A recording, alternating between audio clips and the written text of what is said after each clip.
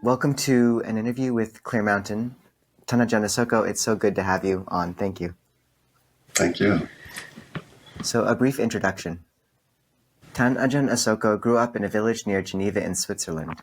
His mother brought Buddhism into the family life. As a teenager, he visited Amaravati Monastery, where he first met Luang Por Sumedho and was fortuitously able to attend a 10-day retreat with Luang Por Sucitto. At 19 years old, he decided to take a sabbatical year off and spend it at Wat Nanachat, Luang Por Chah's branch monastery for Westerners in Thailand, under the guidance of Luang Por Pasanno. After 9 years back in lay life, it seemed time to return to Thailand, and he was ordained as a bhikkhu by Luang Por Liem. He spent 18 years in Thailand, the last 8 years as Luang Por Sumedho's attendant and secretary, what we call Upaṭṭhāking. He came to stay at Amaravati Monastery in January 2021 as Luang Por Sumedho returned to live there. So, Tan Ajahn, we've wanted to have you on for a long time to speak about this and other insights into Dhamma, and just thank you so much for taking the time. Yeah, thank you. Sorry. So first question, Tan Ajahn, can you just tell us how you came to be Luang Por Sumedho's Upaṭṭhāking and where that role has taken you these past near decade? Oh, last question, the second one. Well, he basically asked me. So I remember as a junior monk, every time he would visit Thailand when he was still the abbot of Amaravati, somehow, I think just about most of his visits, I had the good fortune of being one of the two monks attending to him. Not that I specifically asked for the opportunity, but they always ask for volunteers, and I always got a chance. And then once he retired, he came to Thailand, and one day our paths met. He was visiting Wat Nanachat. I was passing through, wandering during my Majjhima years, and he invited me to come and spend the Vasa in Wat Paratanawan with him. And as I hadn't made any other commitments, I had plans, but no commitments, so I just went with the flow. And at Ratanawan, I started helping look after him with the rest of the Sangha, and very quickly he asked me if I'd be his secretary and then look after his, help him with his health as he was heading into his 80s, travel with him, and then I just became the factotum. Sometimes in our monasteries, we end up using some Buddhist hybrid English, and it's possible, probably likely, that a lot of people actually won't know this word Upaṭṭhāking. Could you just explain what is an Upaṭṭhāking and what do they do? I think we oftentimes just use the Pali/Thai word when we're talking about the role, but some people who haven't been in monasteries won't know it. Usually in English, I just use the word attendant because it covers the basis. You basically attend to the needs of a senior monk. So in our tradition, going right back to the Buddha's time, he had a position where he was involved in a lot of teaching, and he needed someone to help him attend to other duties that he didn't necessarily have the time to attend to himself. And so that could involve anything as helping cleaning the dwelling, helping arrange some necessities that they don't have time to look out for themselves, so bars and toothpaste and toothbrushes, to doing the laundry. And then also, as we go through our monastic life, sometimes we need someone at our side just to help out. So what the term Upaṭṭhāking means is basically someone there to help out, attendant. And then that, depending on the relationship with a senior monk or the monk that we're helping, that can grow and morph into different roles. There's some people like Luang Por Liem or some of the senior Thai teachers who often have a group of 2 or more monks tagging along after them, helping with various duties, and they kind of share the roles. And it very much depends on the character of the senior monk. Some people are comfortable with that, other people are more private, and they prefer having a single attendant. We have examples like Luang Por Liem himself, or Ajahn Pasanno is a very good example as well of someone who would make himself available to train junior monks in this role. So giving the opportunity for someone to do that for 2 weeks help teach them how to do it. And then 2 weeks later, someone else gets a chance. And it can be an opportunity for people to have time a bit closer to the teacher, spending a bit more time together in a different setting than just the general community setting.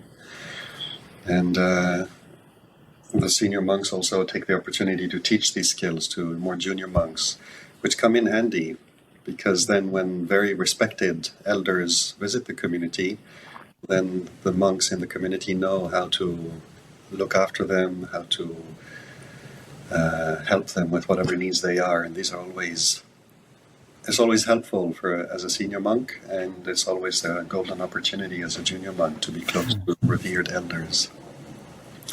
So with Luang Por Sumedho, maybe he did that early in his early days as an abbot and as a teacher, but as time went on, already when he was here at Amaravati, he would usually have an attendant for 6 months, up to a year and a half before he would change. That was his preference. So when we started looking after him at Wat Paratanawan, we had a 2-week on, 2-week off rotation system. And after a while, he kind of shyly communicated the fact that he wouldn't mind if it lasted longer than that. So we did a 1-month rotation. And then by the time he asked me to be his secretary, do secretarial duties on top of other things I was helping with, I had taken the measure of his preference and characters and sort of asked him also, given how elderly he was, it seemed unreasonable for us as a community to ask him to adapt to our wishes and needs. It seemed more beautiful and gracious for us to adapt to his preferences. And he clearly stated he preferred sticking with one person for a longer period of time. And it's been 13 years going. And I feel very fortunate that he hasn't fired me, that I haven't run away. Something's working. It really is fascinating. I was quite surprised, and I was unexpected to find that it's an art form. And you go to Thailand and you see the degree of skill and attentiveness which the Upaṭṭhāking pays towards the teacher, the elder that they're attending to, and recently learned that the word Upaṭṭhāking, literally standing near, and it's the same root, ta, as satipatthana, so that which pays attention to. And I've sometimes heard about this Upaṭṭhāking role as, rather than taking the breath as your object of meditation or a mantra, you're actually taking your teacher as your object of meditation, your object of satipatthana. And I'm curious if you could talk to that. It's a big question, but have you ever framed it like that, or is that just obviously what it's like? Well, if you really put your heart into it, it's what it becomes. But I heard that when I was a novice, when we were doing Vinaya classes in Wat Nanachat, and Ajahn Asoko put it that way as well. And I guess it depends on your kind of character and nature, but I'm both inclined to using the in and out breath as a basic home-based meditation object, but I'm also quite inclined to service. So the metaphor made sense to me.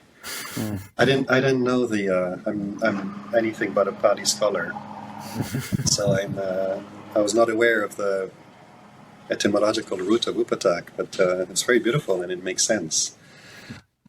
But in practical terms, it really is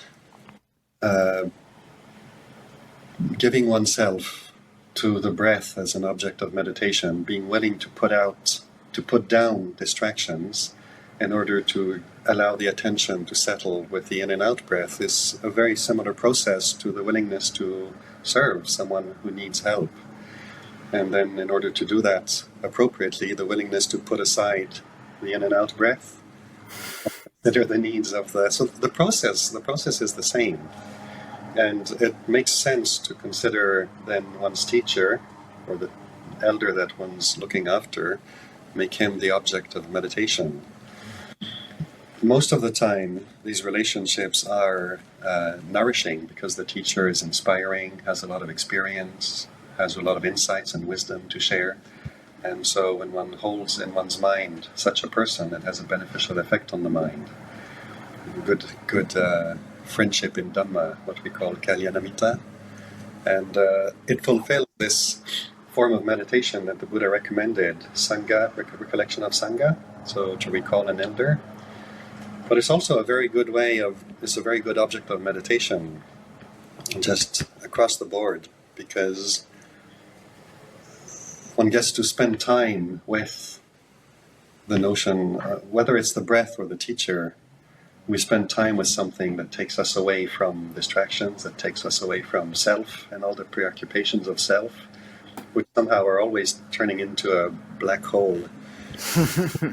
So in that way, it's very useful. And then it allows one to really bring a lot of good things to this relationship of looking after someone. So I find myself doing that every day when I'm with Luang Por. And more recently, I've been paying a bit more attention to, in my own kind of rhythms, how Luang Por's needs might be changing.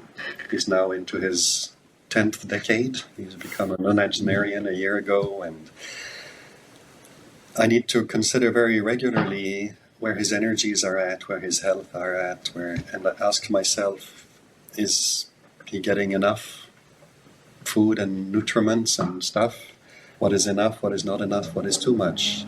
In terms of activities, he naturally enjoys interactions, and for all of us human beings, interacting with our fellow humans is nourishing, especially for Luang Por. We're talking around Dhamma. And but how much can he do? How much does he have the energy to do? What is too much? What is not enough? What is just the right amount? In terms of exercise, an old body does not want to move, does not want to limber about, and yet it's needed, otherwise it'll degenerate faster. So there's so many aspects of looking after him that need kind of careful attention. And my own relationship to him, I've inquired regularly over the years, asking in one way or another if he wants he wants a different face in front of him sometimes, if he's getting tired of me, or trying to bring in other people who might kind of stimulate him in a different way, kind of speak with him, address him, listen to him in a different way. So kind of always keeping an eye out for what's appropriate, and there is no given moment where you find a final answer to that. So using one's teacher as a meditation object kind of brings us to consider these things carefully. And it puts one at if that's my focus, is looking after Luang Por, then I get the chance to find a balance between how am I using my time, and how much time am I devoting to what we call my practice, making sure there's enough solitude, making sure there's enough time to sit and walk, there's enough time to watch this body and this mind, where they're at, how they settle, guiding it along the Eightfold Path. But then at the same time, how much time do I spend considering him and his needs, and if one attendant is enough, or do I need to bring in more people? Is one more enough, or at what point and you get to review things that have happened in the past. Did they work well? What were the results? Can we do that again, or does something need to be changed? And then I get to think down the road as well, what may be coming up in terms of needs, and how to prepare to address them properly. So it's a very rich kind of environment in which to develop a lot of good Dhamma qualities. Tan Ajahn, I think you're also what we refer to in our more common parlance as a Upaṭṭhāking, and as in like super, not like soup. It's true. And I think people are not necessarily aware just of the amount of detail the Vinaya, our monastic code, goes into in terms of exactly just the depth of care that an Upaṭṭhāking gives to an elder. And it's one of the more profound shifts you see when, young men step into this role and suddenly have to really do something pretty foreign to our culture and put aside themselves again and again and again and truly attend to the needs of another. I'm curious if you have just maybe any thoughts for, I'm curious to hear about sort of just the details of even a small portion of the day about how you attend to Luang Por Sumedho. If you can lay out some of the small tasks from waking up to the meal, for example, just so people get some idea of the amount of kind of care and detail that goes into this minutia of attending to someone. Well, that has changed over time, and it keeps changing. So when I started looking after Luang Por, he was still quite independent and able to function by himself. And a lot of the help that I offered, he didn't actually need, but he appreciated. And so I'd go to visit him at his kuti, his dwelling. Kuti being a Pali word also used in our lingo, which means literally a hut, but it's basically our dwelling place. So I'd go to see him at his kuti in the morning. He'd be already awake and sitting in his meditation chair platform, and the lights would be dimmed, and he'd be sitting there maybe for half an hour, 45 minutes, an hour, depending on how early he got up. And I'd creep up to him quietly and squat down by the platform and clear my throat gently so that he could hear me. I would kind of reach him through the tranquility of his posture, but without making him jump out of his skin either.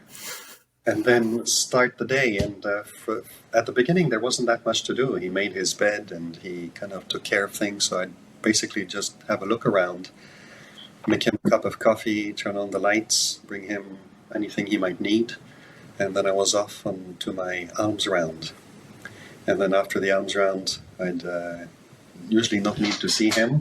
I'd collect the food for him or prepare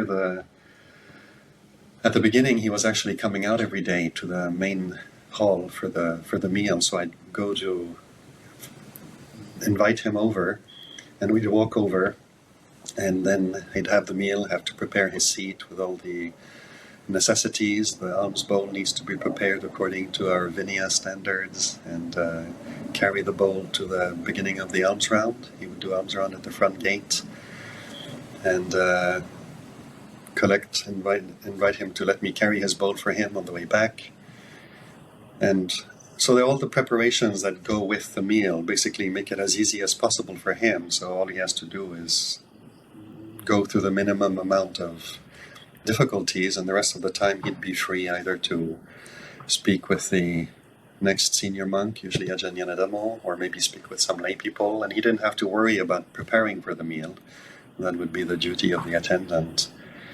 And so there are a lot of little details like that would be part of a myriad of tiny little details that we look after in order to take them off his plate, and he's then free to talk with other monks and lay people and share some of his insights, or sometimes just being such a wise person and operating from a place of freedom in his heart. Just even talking about mundane things was sometimes a teaching to people, because they see that he's kind of just radiating joy and happiness no matter what the circumstances are. Good weather, bad weather, happy community, drama in the community, whatever is happening, there's a steadiness there. And so looking after a lot of these little details on the side helps make him available to share that with people. And then after the meal, washing his alms bowl, and accompanying him back to his kuti. And then not very long into this kind of morning routine, people out of deference in Thailand kind of wanted to invite him to sit in a vehicle to come from his kuti to the main sala, and from the main sala to the gates at the front of the monastery, to make it easy for him. But when you reach 80 years old and you make life easy for people, they're very happy to take it, and they get less exercise. And at 80 years old, some measure of exercise is good. So I had to start paying attention to that, speak with him, help him be aware of it, and then see with him how he wanted to play that. Would he like to say no sometimes to that vehicle and just walk, or just say yes and then get on some sort of exercise routine outside of that? And that balance has changed. The number of activities, how much he comes out, all these things have changed a lot over the last 12, 13 years. So now we're here at Amaravati, and he's still able to look after himself in the morning. And I myself and Ajahn Vinita, my fellow Upaṭṭhāk, we come in the morning and prepare for the morning coffee scene, but we wait for him to give us a signal that he's ready for that. And he'll just come out, have coffee, and his eyesight is not so good anymore. His hearing, he uses hearing aid, his balance is sort of slowly getting worse. So he can still walk around with a walking stick, sometimes with a frame, but we need to keep an eye on how he looks. And now he doesn't go arms around anymore. And we try to help him have some sort of moving around, exercise, indoor bicycle, walk around the grounds. Or a day like yesterday when he came out to the temple and gave a talk, as he does every fortnight. So just walking from the kuti to the temple and back is plenty exercise for the day for him, let alone sitting in the temple and producing an hour of output of Dhamma. And it enlivens him in a certain way, and on another side it also tires him, because bodies are bodies, and anybody who talks for a certain amount of time realizes after a while that it uses energy to talk. So the routine has changed over time. And at this point, I cannot say yet that the actual time, physical assistance he needs is anything overwhelming at all, by any means. But I do a lot of reading for him these days, as his eyesight is not so good. And that means reading emails and correspondence, replying, typing emails and letters, writing letters for him, sending mail, and then reading Dhamma. He enjoys listening to Dhamma, whether it's on YouTube, on the iPad, or sometimes just I pick up a book and read to him. He used to be an avid reader most of his life. And as his eyesight started going, I kind of felt sorry for him that he wasn't able to enjoy that pleasure. And I offered to read to him. So I've been doing that. And then the evenings as well, at tea time and after tea time, enjoy reading. And so some days I can read up to 4 hours a day to him. So then I get to take the measure of how much energy that consumes. That's beautiful. And the sensitivity over time, seeing how one's meditation object changes through the course of years and being able to subtly shift your own efforts in relationship to it. There's kind of a fascinating and somewhat famous story in the autobiography of Ajahn Lee Damadaro, when he's talking about himself Upaṭṭhāking, being the attendant monk to Luang Por Man, and their huts were right next to each other, or actually there was just a wall between them. And one way that Ajahn Lee trained himself to know what Luang Por Man wanted is he actually poked a hole through the bamboo wall, kind of the walling, so he could look, okay, where is Ajahn Mun putting where does he put down his robe, all these other things. And so watching in these subtle ways. And there's another term related to Upaṭṭhāking, which some people call Upaṭṭhāking, where you're kind of overly attendant in a very obvious and somewhat intrusive way. And I'm curious if you can just talk about the balance between being attentive, but not overly all up in somebody's business, because it's a skill to be able to pick up the flavor of what someone needs or wants, but not be staring at them all the time, which is annoying. So. You seem to know more terminology around this, like Upaṭṭhāking. Well, the interesting thing with Upaṭṭhāking is that there's so much Dhamma to be developed and learned in the context of Upaṭṭhāking. And it's as good as any activity, really, in terms of living in a community, developing Dhamma. Because one needs to learn to pay attention to details and to basically develop a bit of an eagle eye and notice things. But as you say, not necessarily in an intrusive way, so developing the sensitivity to where the other person is at. So in the scriptures, in the Vinaya guidelines we have around looking after elders, there's this guideline where they say the attendant puts out at the beginning, when he's learning how to look after an elder, he puts out toothwoods. So they didn't have toothbrush, they had these pieces of wood that they made into something that looks like a toothbrush. And in order to discover what size toothwood the elder likes, you put out 3. You put out a long one, a medium one, and a short one. And then when you've seen which one he likes best, then you know to just put out that one. It's not even as simple as that. Because some elders don't want to use always a short one or always a long one. They want to change. Maybe their needs change.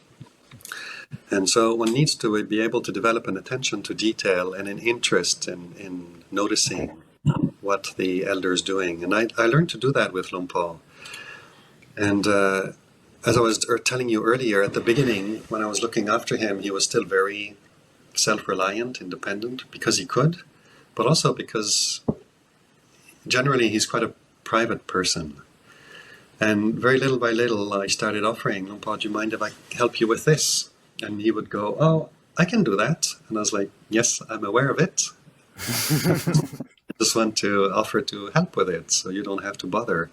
And sometimes his answer would be, no, I'll do it myself. And other times he'd kind of, oh, yes, please, go ahead.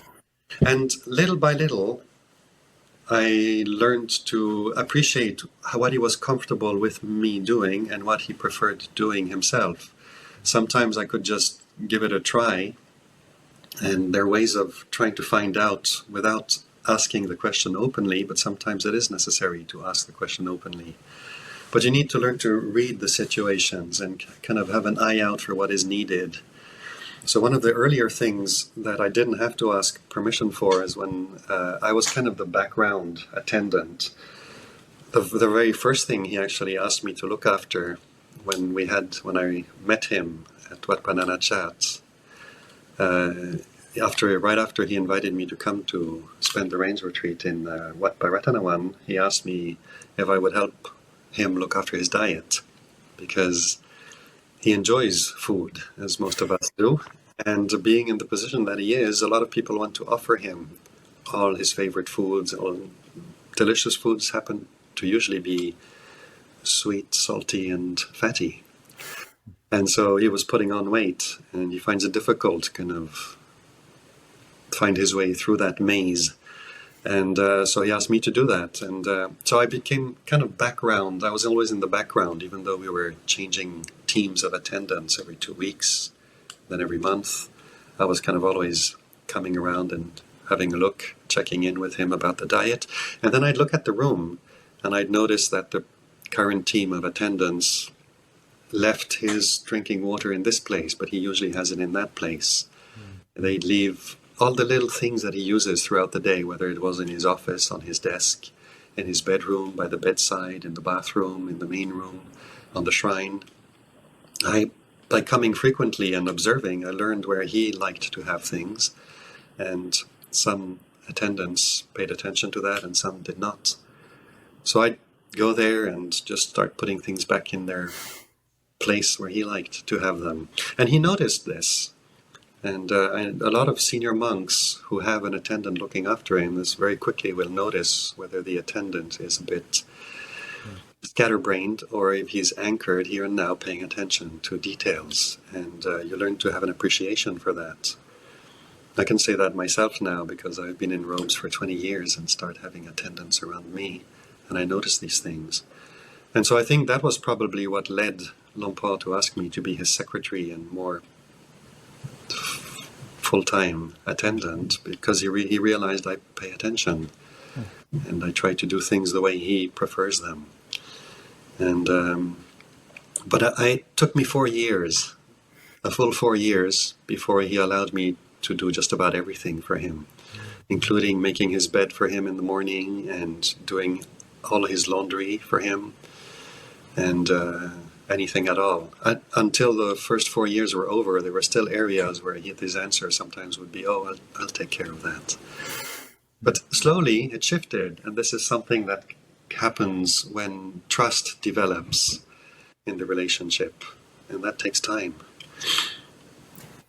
Luang Por Pasanno, I know, is also a very private person, but, allowing oneself to be upaṭṭhāked is actually, in many cases, a significant act of sacrifice for some more private individuals, but important in terms of carrying on this tradition and allowing another to come close.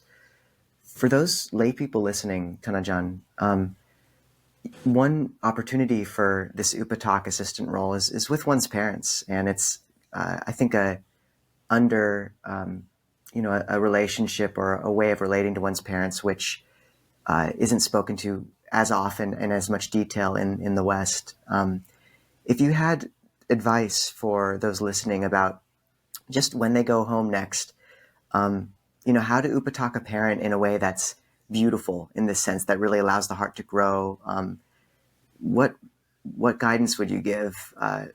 Because if people can really bring that to that relationship with the parents, I think it can shift things dramatically in their family life. And curious, what advice would you give such people?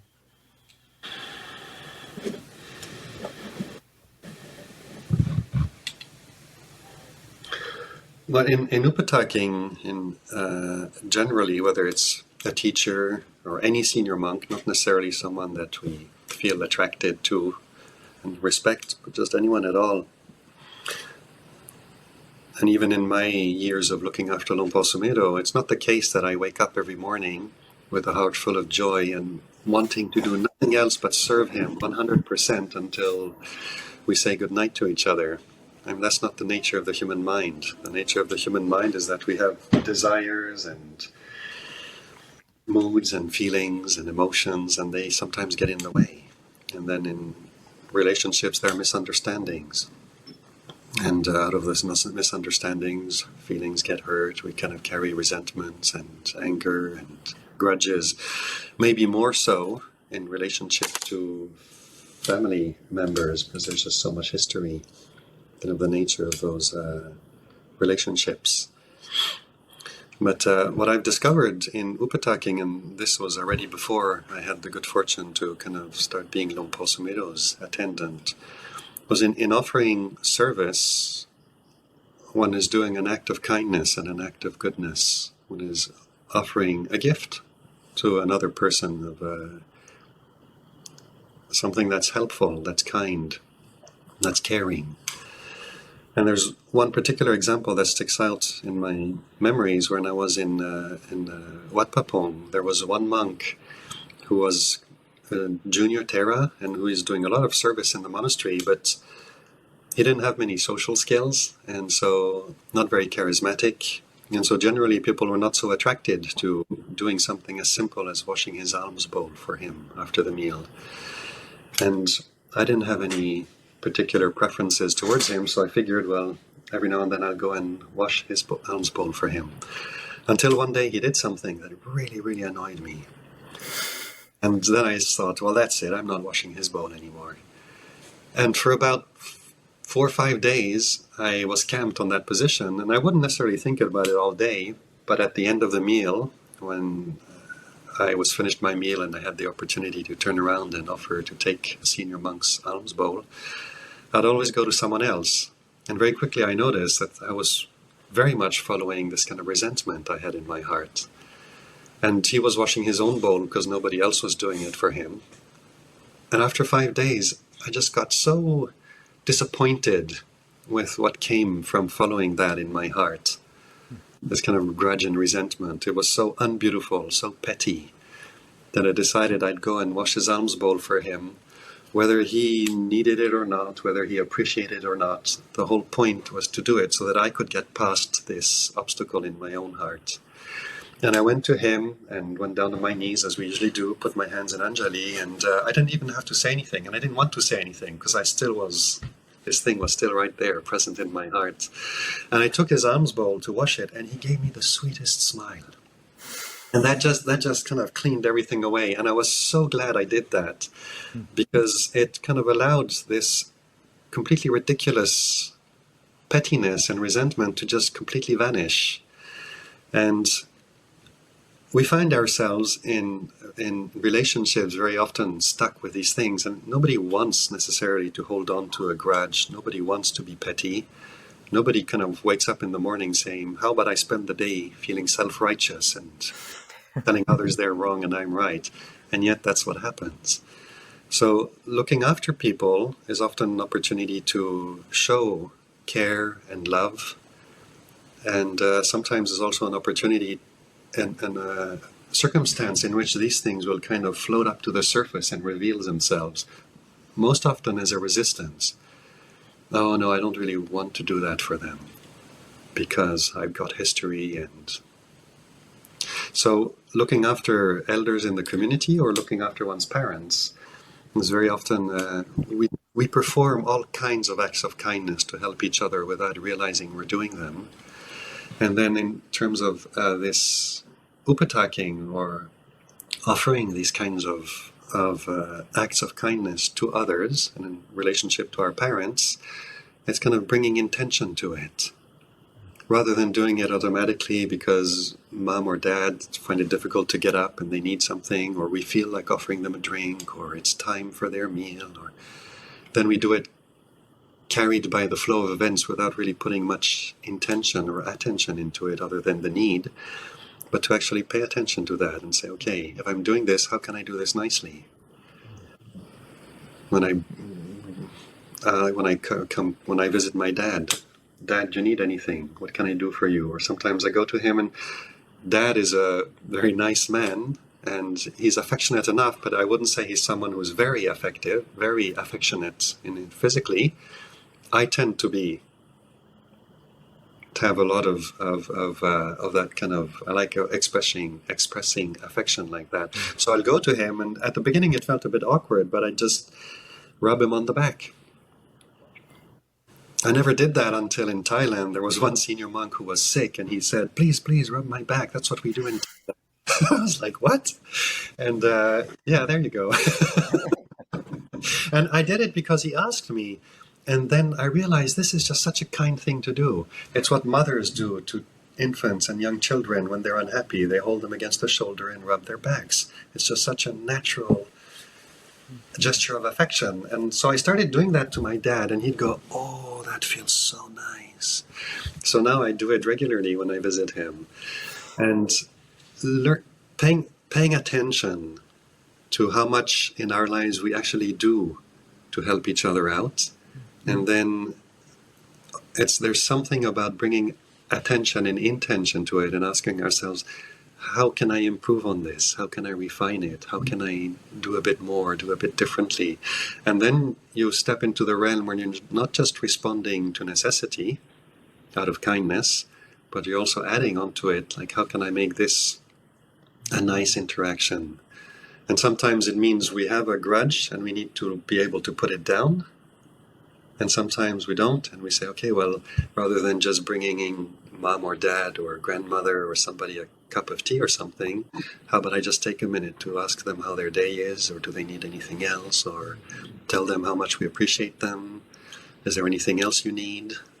And there are tiny little ways that we can actually improve on the quality of what we're giving by bringing more attention to it, specifically kind attention. Do you have any other skillful means for that, Tan Ajahn? Like little things which someone could bring to their parents.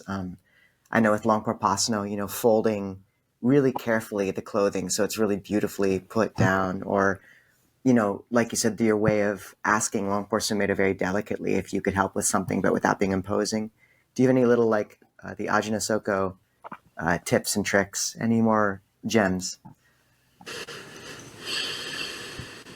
Well, I don't think it works to give tips and tricks in any kind of detail, because it depends so much on the person.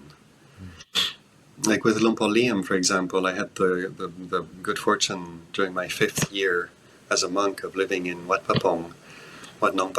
And at the beginning, I was shy to offer to be one of his attendants, because I didn't want to be the big clumsy Westerner who comes and asks to get in an opportunity when other people are being very shy about and maybe want to do it just as much as I did. So a few months went by when I didn't, and I was just observing.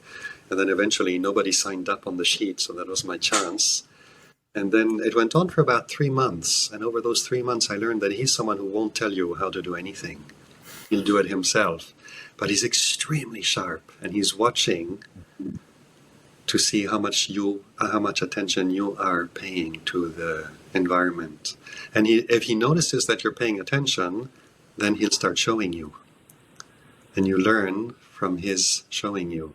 But if people are not paying attention, then he won't bother. So I think the most fundamental quality, I guess, that I could point to in terms of Upaṭṭhāking and helping other people, helping a community, helping a family, helping a relative, a teacher, a friend, is really learning to pay attention to detail, learning how to teach oneself to learn through watching, to learn through noticing, to learn through paying attention, so that as much as possible we can learn without imposing on the other person the need to break into speech and having to tell us, explain to us. That may be necessary and the other person might not mind doing it, but really learning to develop an eye for an intention to learn, an intention to help, and an ability to try to learn without people telling us. And then it's okay to ask. And if the other person wants to answer, they will. And if they're Luang Por Liem, they'll probably go, never mind. But I think if anything is useful, it's that attitude of really trying one's best to learn from observing, from watching. And from that, I think a lot of other stuff kind of comes out naturally, because then you can adapt to the character of the person. Maybe they want help, maybe they don't want help. If they don't like to be helped, then you get to do it without them noticing. You learn how to do it secretly, so to speak. Or if that makes them, if they don't like that, then... But basically learning to what is helpful for the other person, rather than what do I want to do for them. Do they actually want to be helped? And if they are willing to be helped, then try to learn as much as possible from watching and listening and observing. Yeah, one of the things I was surprised about, I didn't know there was massage in a monastic life. I thought it was just meditating, watching the breath all the time, all day, every day. But it was actually really nurturing to my heart when I took on Upaṭṭhāking, looking after Luang Por Pasanno. And, we're all, young guys, coming to the monastery, and a lot of us have no massage skills, so...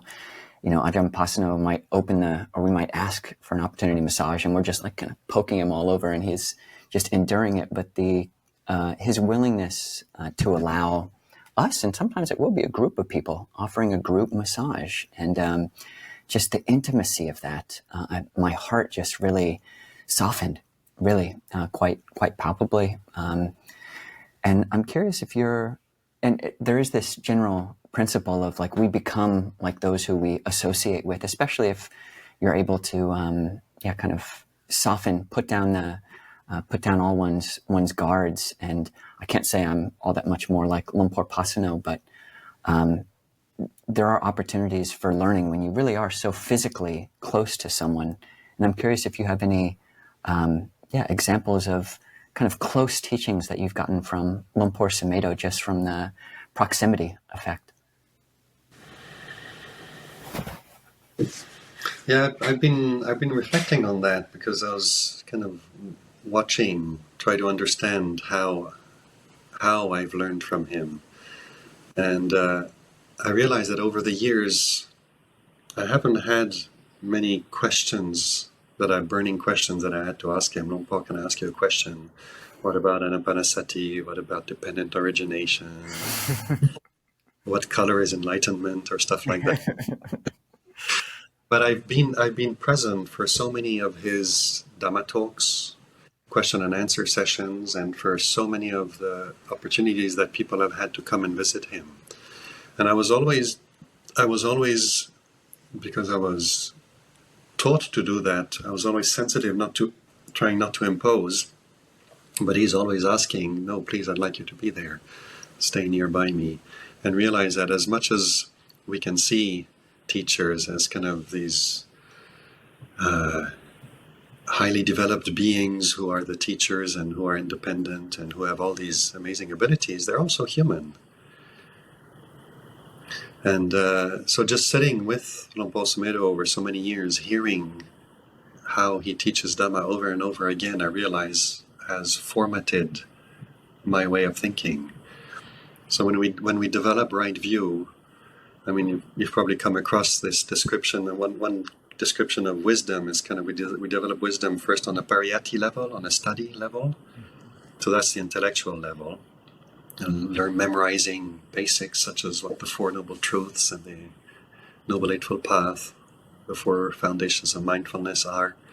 And then second level is bringing it into the heart and starting to say, ask oneself, how do these teachings and guidelines, pointers, what are they pointing to in terms of my experience, and how can I relate these teachings to my experience? And then we start realizing what the ways of operating are here, learning to recognize right view compared with wrong view that might be there, or recognize qualities that the teachings point to and being able to find them in here as well, and pay attention to them and develop them. So learning what is of value and what is it we try to let go of. And then the third level of wisdom is when we've brought this in and right view, kind of we make it our own, and then we can move into the silent part of awareness and learn to look at things in terms of Dhamma rather than in terms of self. And so I realized that a lot of that first level of intellectual, theoretical Dhamma exercises, ways of reflecting, ways of questioning things, ways of investigating that Luang Por teaches have really rubbed off on me. And I've made a lot of them my own, taken on the tools, tested them, found how they work for me, and then used them. And it's only once I started teaching myself that I realized that what was coming out of my mouth sounded very similar to his teaching. In a way, that was very, very gratifying, because I realized, okay, so something good is rubbing off. And I'm not just parroting what he says. I really try to take it on and put it to the test. But otherwise, another way that being around him has taught me a lot is just watching how he deals with things. From his response to getting his finger stuck in the door jamb, or busting his pinky toe against the piece of furniture and breaking it, or getting the nail pulled out of its bed, to meeting people that he likes and how he responds to looking forward, being with them, and then letting them go, or people that he doesn't necessarily like on a personal level, but nevertheless is willing to receive, speak to, and then how he relates to those. And that was one very beautiful lesson to kind of realize he still has likes and dislikes. It's not because he's Luang Por Sumedho that he stops being a human being with preferences, likes and dislikes, desires, and stuff like that. But realizing he has them, he's aware of them, but that's not where he operates from. So when someone asks to see him, after a couple of years, we got close enough that he felt comfortable letting me know, oh no, not them. There would be just that reaction would be a teaching to me, because if I had a reaction like that, I'd find myself judging myself or feeling guilty for having a reaction. And I realized that was me holding an ideal of how a monk should be and practice and how a monk should feel. And Luang Por Sumedho has never done that. Mm-hmm. He's always taught since years back, if you listen to the recordings of his teachings and read his books, he always reminds us we can't help the way we feel. And this was him showing me. So someone would ask to see him, I'd convey the message, and it's like, oh no, do I have to? You don't have to. Oh, it's up to you. And he says, okay, I'll see them. And then that in itself would be a lesson to see that he has these feelings, acknowledges them, but then he steps past the feeling and does what is right, and goes to a place in his heart where he's not operating from preferences, desires, likes and dislikes. And then he'd be with a person talking Dhamma, and because he's stepped back from his personality, he's coming back to Dhamma, then when he relates to these people, he's completely open. And these people walk away from having met Luang Por with a heart absolutely chock-a-block full of light and happiness and joy, inspired. And they feel respected, they feel considered. And actually sometimes, most of the time, people who come up to him, whether they're already good people or whether they're people who are struggling, suffering, people that have characters that most people would find difficult to relate to, Luang Por has a way of always addressing, looking at and addressing and encouraging the best in them, which is Dhamma. So he always looks at Dhamma in their hearts. And they may have a personality, but he doesn't speak to the personality. He speaks from the Dhamma in him because he stepped back. There's a personality, but he steps back from it and operates free from this personality, and that's what he addresses in the other person. And he's never said that to me the way I just described it to you, but it's something I've noticed him doing, and I was like, oh my goodness, isn't that skillful? I'd like to be able to develop that skill as well. And so I've started paying attention to my reactions, to my likes and dislikes and preferences, and noticed how unquestioningly I used to follow them. And I've learned to pay attention to that and train myself to recognize it, not take it personally, not react through guilt or judgment, step back from it, and then come back in myself to a position as clearly as I can see, free from that, and then how to notice how that allows me to relate to people that I would otherwise probably try to avoid. So that's just one example of something I've learned from him, that just through watching him and living with him. So yeah, sorry, just to finish this, realizing how incredibly human Luang Por Sumedho is. And I feel very fortunate to have been able to witness this close up, because it really, in terms of all the teachings that he has shared and all the reflections he's shared around the first three fetters, which are those that get in the way and prevent us from recognizing Dhamma, he really embodies the teachings. Whatever he says, you can see is backed up in his practice and how he behaves and relates to his personality or other people's personalities. It's very, very beautiful. Those three fetters being personality view, doubt, and attachment to conditioning, attachment to rites and rituals. That's how he likes to translate them, yeah. Attachment to conditioning. Yeah. Tan Ajahn, this ability, that was beautiful. And this ability to step back from the personality and operate from a place of Dhamma. In terms of, and Luang Por Sumedho, these are such a key component of his teachings, as being the knowing, utilizing the sound of silence as an anchor, and maintaining citta viveka, seclusion of heart in the midst of maybe a lot of activity. What skillful means or advice would you give to listeners who operating in the midst of circumstance and job and a political environment that a lot of people find quite fraught right now? How should people maintain that place of Dharma in them and operate from that? Do you have any thoughts for how people can do that in their lives? Yeah, the answer to that is the same as the answer to people in the monastery who say, how do I keep that going in the midst of activities in the monastery?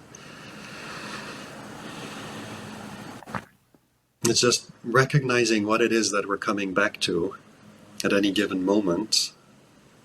Whatever the circumstances are, our tendency is often to try to... We're so accustomed to project ourselves out into the world of events, political events, economics, and the family and the society and stuff like that. But we're also very accustomed to send our mind out in terms of the reactions that arise, the moods, the responses, and the emotions that we feel. And in terms of finding a home base, like Luang Por is describing, Luang Por does, we all have personalities operating that are conditioned by our childhood, our years in school, in university, at work, whatever it is.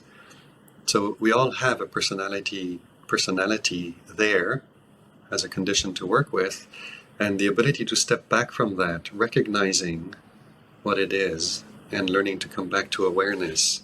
And that's what Luang Por is pointing to since he started teaching. And it's incredibly simple, but we find it complicated because of the complexity of sankharas and the habit of getting involved with them. So there's something that Luang Por does very beautifully. Is like no matter what tips and tricks you ask him about the practice, he always comes back to awareness. And I think that through all the different tips and tricks that I've tried, techniques and stuff like that, at the end of the day, a technique only works if it's coming from awareness. If in awareness we understand that any technique whatsoever, the whole point of a technique is coming back to awareness and learning to stay with it. And the body is probably one of the best for most people, but then also just being able to stop right now and use this very simple reminder that Luang Por Sumedho himself got from Ajahn Buddhadasa and Ajahn Chah. It's like this. I find that incredibly useful. I can be agitated, I can be restless, I can have had too much coffee, and I have to plan a lot for Luang Por because we're going on a trip or some activity is coming up. And I can sometimes feel just really restless, and from a personality point of view, I want to get rid of that restlessness. I don't like it. It's not comfortable. And it doesn't fit with the image I'd like to have of myself as a monk, especially one who's been in robes for 21, 22 years now. It's kind of, in terms of personality, I don't want restlessness and confusion. But if I operate from a personality, I always get in trouble because I resist it, and I'm trying to force the situation to be different. Myself, events, other people, and I end up just feeling irritable and irritated. And if I remember, it's like this. I might not like the way it is. I might not want to be the way might not want things to be the way they are. I don't condone it, and yet they still are the way they are. Then what is a skillful way of responding to that? And by doing that, we're stepping back into a place where there is a personality, there is a reactivity. We're not denying it, but we're looking for somewhere else to operate from than personality. And that's always coming back to awareness. Tan Ajahn, I know you've got actually Upaṭṭhāking duties coming up soon. But yeah, I was thinking that I would ask you about advice for the next generation. You know, we come to monasteries as convert Buddhists, and we've got a lot of ideals, and it's honestly a lot of selfishness, and this Upaṭṭhāking is a bit foreign. But I think the way you describe Upaṭṭhāking is it's beauty. It's beautiful. The way you do it, the way you model it is just, it's beautiful. So thank you for the example. And if you did have any final words of advice for the next generation who, of course, Luang Por Sumedho, Luang Por Pasanno are looked after so well. But I hope we can do it into the future. So if you had any words, or if this is enough to it's like this. There's one thing that keeps coming up in the mind in terms of service. And in the Buddha's teaching, he teaches this gradual path of dana, sila, bhavana. And they call it a gradual path because there is no sudden penetration to nibbana where you go from nothing to the aha moment. It's a gradual path. And the Buddha describes it as dana, basically generosity or service. And generosity, sila, being using moral principles to guide our speech and action in life. And then bhavana, which is cultivation in the mind. And there's a reason this dana is this foundation. And when we are being generous, and in particular in the context of Upaṭṭhāking, we're giving service, attention, and care, kindness to someone else. But it's giving. And in this practice of giving to others, we are considering where it's coming from. So we're paying attention to qualities that we're cultivating in the heart. But the act of giving, the thoughts of giving, are always about paying attention to someone else. And there is a certain happiness in that, especially if the person we're giving to is someone that we love, care for, and respect and have affection for. It's very rewarding when people are grateful and thankful and appreciative. So that's one of the benefits of giving and of service. But I think there's one benefit that's even closer to home than that, and that is very much at the core of the whole practice, is the fact that when we're giving, offering something to someone else, we're paying attention, we're taking our attention away from self. And if we look at that, paying attention to self, to me, to what I want, to how I feel, you can even do it as an exercise. We usually end up feeling miserable. And then we pay attention to others. At the very least, we're taking attention away from this source of misery. So just in that, it is a source of happiness, let alone any benefits that come from connecting with wholesome, good people, wise people. So that is a practice that is valid at the beginning, at the middle, and takes us all the way to the end. So to pay attention to that aspect of it it helps people find benefit in it, find nourishing, and then it's easier to give ourselves to dana, in whichever form that takes. Tan Ajahn, thank you so much for taking the time and for just what you've given to the Sangha and to us, a lesson in humility. And I think the last time Luang Por Sumedho grew up in Seattle, and actually I think was the altar boy at the church where we meet every week when he's 11 years old. So the Dharma runs in circles, but it was wonderful the last time we had you all visit. I know with Luang Por's age, it may not happen again soon or something, but if you did come by, we'd love to see you. And I remember going to Bubblegum Alley, which is this alley in Seattle, just covered in bubblegum, and Luang Por Sumedho said, "This is gross." I remember. Accurate evaluation, so we won't take you there again, Tan Ajahn. Maybe. No, I honestly doubt Luang Por will have the energy and the ability to do much more traveling, and if any, probably more kind of something closer to the UK. But if I have the opportunity, I'd be very glad to come and visit. We'll even learn more than one massage move, and we can... That's right. Yeah. Won't just be this. Yeah. I've got this one. Okay. Thank you, Tan Ajahn. Thank you, both of you.